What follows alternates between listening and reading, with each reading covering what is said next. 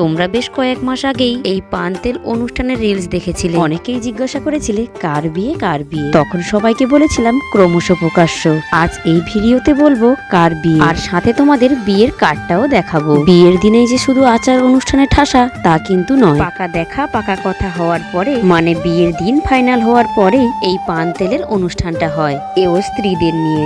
ওদের সিঁদুর, তেল, পান, সুপারি দিতে হয়, আর সাথে সবাইকে মিষ্টি মুখ করাতে হয়। তো ফাইনালি আজকে চলে এসছে বিয়ের কার্ড। আরে দাঁড়াও দাঁড়াও, বলবো সবই বলবো, একটু ধৈর্য ধরো তোমরা। বিয়ের কার্ড অনেক দিন আগেই কেনা হয়ে গেছিল, এগুলো প্রিন্ট করতে দেওয়া ছিল।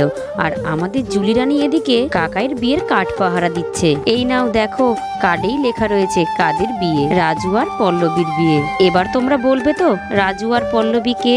রাজু হলো একটি ছেলে আর পল্লবী হলো তারই হবু একটি মেয়ে। চলো খুলে দেখে নেওয়া যাক কার্ডটি কেমন হয়েছে। কার্ডটি আমার কিন্তু দারুণ লেগেছে, যদিও বা পছন্দ করেছে আমাদের ঘোষবাবু। ঘোষবাবু যখন কার্ড কিনতে গিয়ে আমাকে এই কার্ডটির ছবি তুলে পাঠিয়েছিল, আমি তো এক দেখাতেই এই কার্ডটি পছন্দ করে ফেলেছিলাম। আমার ঘোষবাবুর পছন্দের তারিফ করতেই হবে, তাই না? এবার যদি না বলি যে রাজুকে, তোমরা কিন্তু খুবই রাগ করবে, তাই না?